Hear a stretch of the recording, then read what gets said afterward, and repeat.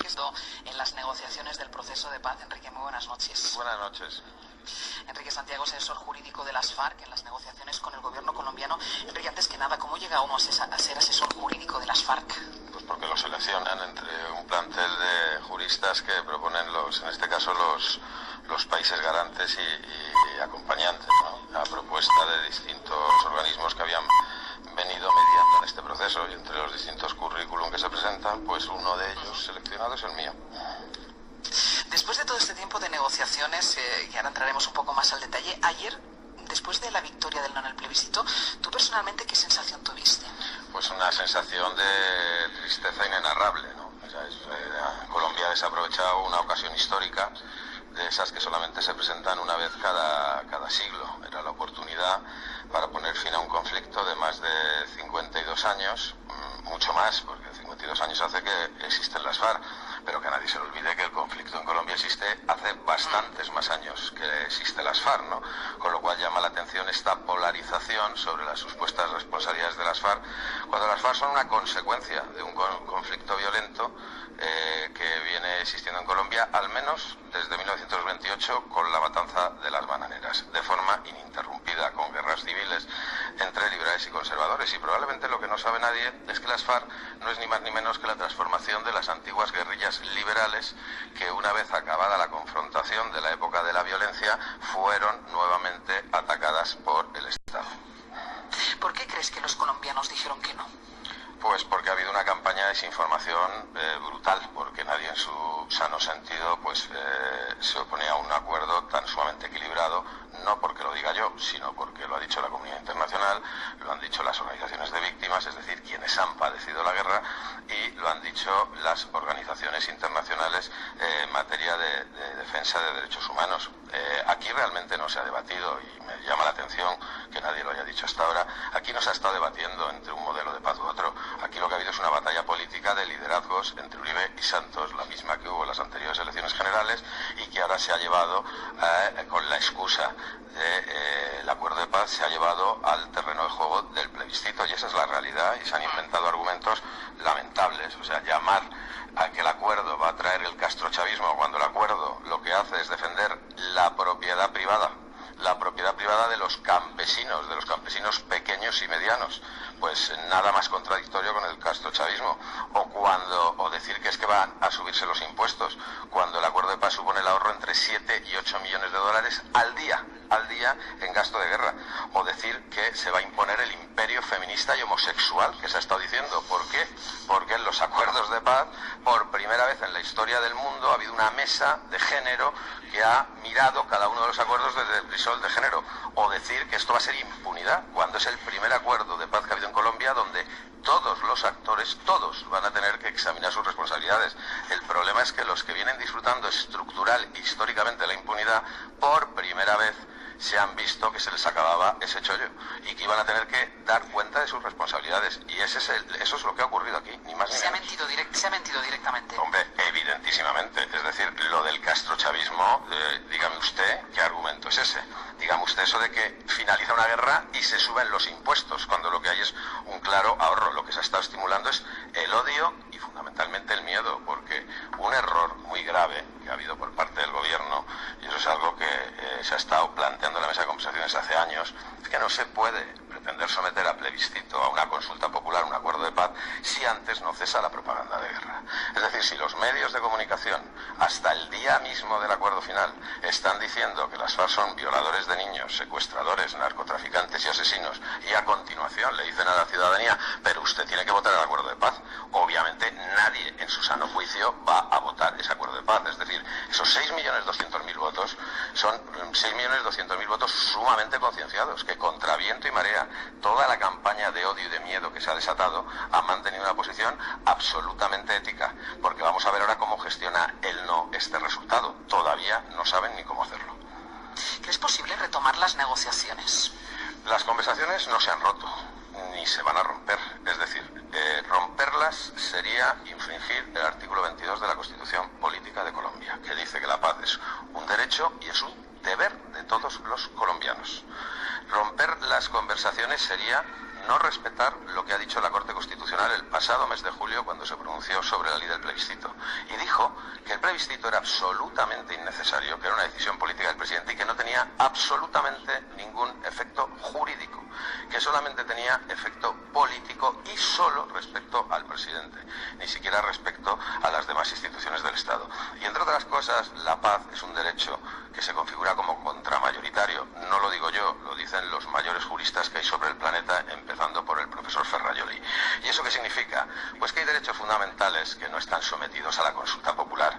¿Qué tal si ahora decidimos someter el derecho a la vida, a la dignidad de la persona o de la libertad de un determinado colectivo a la opinión de los ciudadanos? ¿Qué les parecería a ustedes someter a consulta derechos intrínsecos a la persona por el mero hecho de haber nacido? Es decir, el plebiscito no tiene ningún valor jurídico y ha sido un gravísimo error político que se venía aventurando lo que iba a pasar por ese enfrentamiento entre líderes políticos en Colombia. Que nadie se equivoque.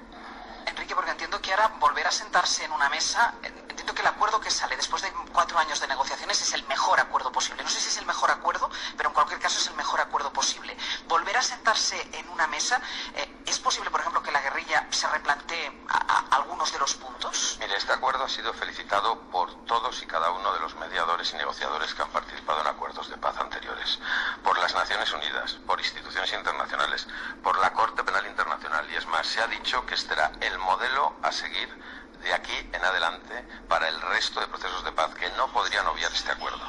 Y evidentemente el proceso de paz no se va a romper, porque cuando dos no tienen voluntad de pelearse, da igual lo que decida un tercero. Usted y yo no podemos decidir que nuestros vecinos de abajo vayan a matarse. Es más, si son coherentes, los que han votado no, deberían estar ya alistándose al ejército o cogiéndose un fusil para irse a un grupo paramilitar y continuar la guerra. Ese es el ejemplo que deberían dar. Ha habido muchos momentos en que la negociación peligraba, en que parecía que eso era imposible. Muchísimos momentos, es decir, hasta el mes de septiembre del año 2015 nadie apostaba nada por este proceso de paz. Iba a convertirse en el 4º proceso de paz fallido con las FARC. Los 3 anteriores, pues cada uno en el haber de un presidente que no ha conseguido llegar a construir un acuerdo de paz. Sin contar el no fallido, sino ni siquiera empezado por el presidente Uribe. Hombre, que hay que recordar todo, porque el presidente Uribe envió comunicaciones a las FARC y ahí está la hemeroteca proponiéndoles reconocer todos los derechos de participación política, una reforma constitucional y la exclusión de responsabilidades penales en el caso de que aceptaran desmovilizarse. Parece ser que lo que ayer era bueno, hoy es pésimo, dependiendo de qué presidente lo consiga llevar adelante. La negociación de la amnistía fue la más difícil. A los delitos de rebelión y otros relacionados había que unir otros con lo que usted no estaba de acuerdo. ¿De qué delitos estaban hablando? No, la más difícil fue la de la Jurisdicción Especial para la Paz, porque obviamente había una peregrina posición que partía de que únicamente se iban a examinar responsabilidades de la guerrilla. Y resulta que la guerrilla, según los datos del propio Estado, de la unidad de víctimas, pues es responsable, todas las guerrillas, aproximadamente de un 17% de la victimización que ha habido en el conflicto.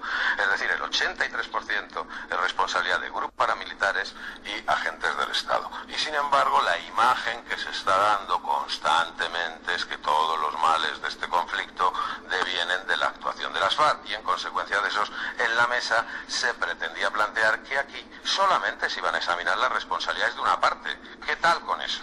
¿El problema cuál ha sido?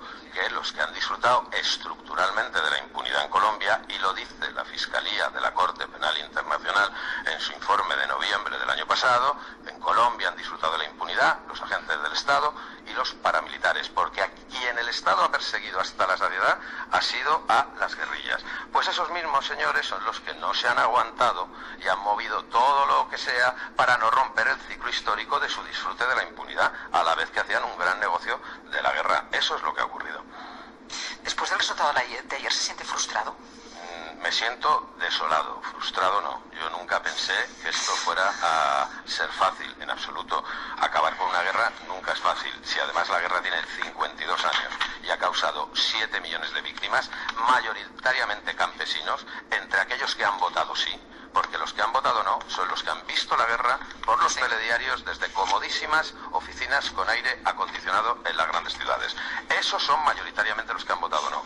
Ustedes han visto el ejemplo que han dado las víctimas, incluidas las víctimas de las FARC, de Bojayá, los diputados del Valle, de la Chinita, todos absolutamente pidiendo el sí a la paz, la finalización del conflicto. Es muy cómodo votar no a la paz cuando ni uno ni sus hijos ni han ido nunca a la guerra ni van a ir.